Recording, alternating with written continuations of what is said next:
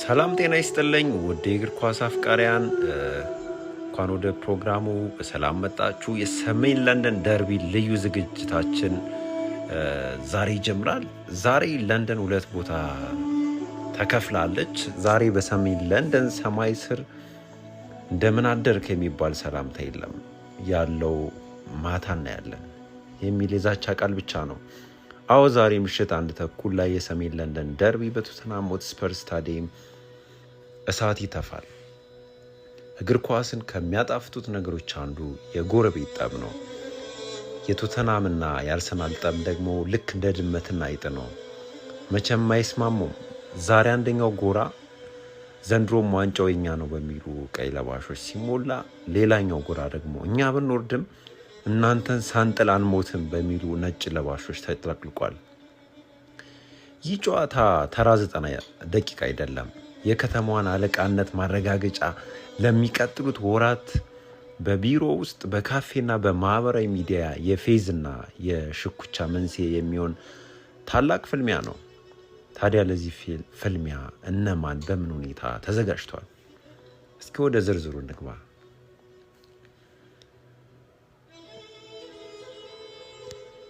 የመድፈኞቹ የሰማይ ላይ ጉዞ።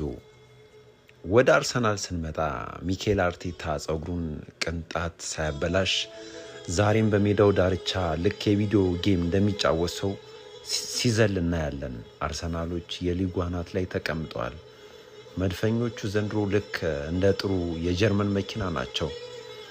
ሞተራቸው አይግልም፣ ፍጥነታቸው አይቀንስም። ግን ታውቃላችሁ አይደል የአርሰናልን ነገር አንዳንዴ ባልጠበቁት ጨዋታ ላይ ነጥብ በመጣል ደጋፊዎቻቸውን የደም ግፊት መድኃኒት ያስውጣሉ። ሆኖም ዛሬ ለዋንጫ በሚያደርጉት ጉዞ ላይ ከምንም በላይ ደግሞ ከጎረቤታቸው ቶተንሃም 3 ነጥብ መንጠቅ ለክብራቸው ሲሉ ግዴታቸው ነው። ለቶተንሃሞች የሲኦል ውስጥ ፈተና ነው። ምስኪን ቶተንሃም 16ኛ ደረጃ ላይ ተቀምጠው የመውረድ ስጋት እያንዣበባቸው ነው። የደረጃ ሰንጠረዡን ዘለግ ላለ ጊዜ ተገልብጦ ካላነበቡት በስተቀር ቶተንሃምን ከላይ ማግኘት ከበድ ይላል። አዲሱ አሰልጣኝ ኢጎር ቱዶር ቡድኑን የተረከቡበት ልክ እየነደደ ወዳለ ቤት ውስጥ በዋሽጉጥ ይዞ እንደ መግባት ይቆጠራል። የመጀመሪያ ጨዋታቸው ደግሞ ማንን ሆነ? አርሰናልን። እንኳን በደህና መጡ ሳይሆን እንኳን ወደ ፈተናው መጡ የሚል አቀባበል ነው የጠበቃቸው። በዚህ ላይ ደግሞ የልብ ትርታቸው የሆኑት ማዲሰንና ኩሉሴቭስኪ በጉዳት አይሰለፉም። ክርስቲያን ሮሜሮ ደግሞ ቀይ ካርድ አይቶ ተቀምጧል።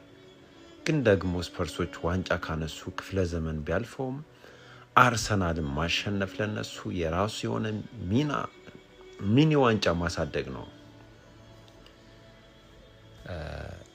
የታክቲኩን ጦርነት እስኪ ደግሞ እናየው። ቼዝ ከቡጢ ጋር ሲገናኝ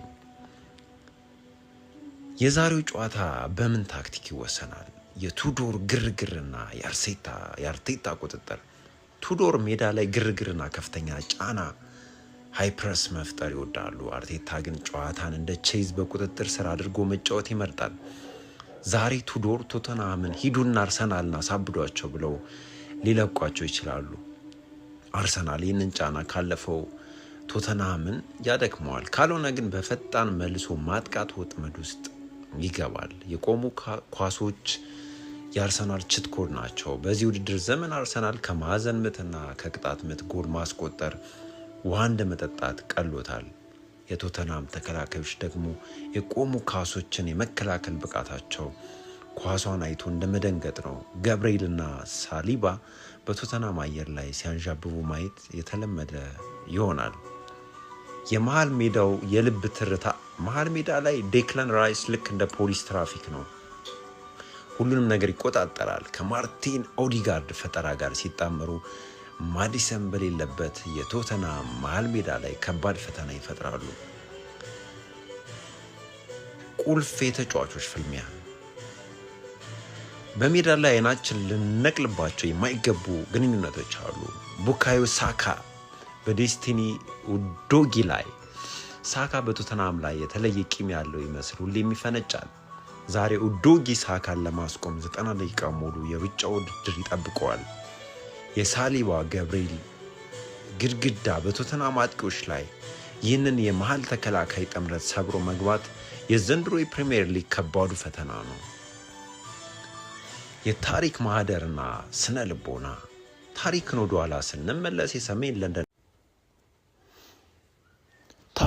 ኋላ ስንመለስ የሰሜን ለንደን ደርቢ ማለት ቀይ ካርድ፣ የጎል ዝናብና ያልተጠበቁ ክስተቶች ማለት ነው።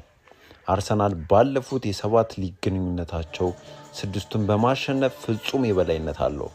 ዛሬ አርሰናል ካሸነፈ በቶተንሃም ሜዳ ለ4ኛ ተከታታይ ጊዜ በማሸነፍ አዲስ ታሪክ ይጽፋል።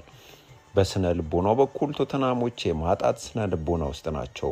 ጫናው በሙሉ አርሰናል ላይ ነው። እኔ ካልበላው አፈር ልብላው የሚለው የቶተንሃም አስተሳሰብ ዛሬ ለአርሰናል አደገኛ ሊሆን ይችላል። ክፍል 6 ወደ ማጠቃለያና የግምት ሰዓት እንምጣ። ውድ የዚህ ፕሮግራም አድማጮች ሰዓቱ እየደረሰ ነው። ዛሬ ምሽት 1 ተኩል ላይ ራቶን አቅርበው የቡድኑን ማሊያ ለብሰው ቴሌቪዥኑን ከፍተው ይጠብቁ። ምክንያቱም በሰሜን ለንደን ሰማይ ስር እሳት ሊዘንብ ነው። የኔን ግምት ልንገራችሁ። በወረቀት ላይ አርሰናል የቱንም ያህል ኃያል ቢመስልም የደርቢ ጨዋታ የራሱ የሆነ እብደት አለው። ቢሆንም ግን የአርሰናልን የቡድን ጥንካሬ፣ የቆሙ ኳሶች አጠቃቀምና ዋንጫ ያላቸው ረሃብ ከቶተንሃም ይበልጣል። ስለዚህ የኔ ግምት አርሰናል 3 ቶተንሃም 1 በሆነ ውጤት አርሰናል አሸናፊ ሆኖ ይወጣል ብዬ አስባለሁ። የእናንተስ ግምት ምንድን ነው? ቶተንሃም ያልታሰበ ተአምር ይሰራል ወይስ አርሰናል የለንደንን ንጉስነት ዳግም ያረጋግጣል?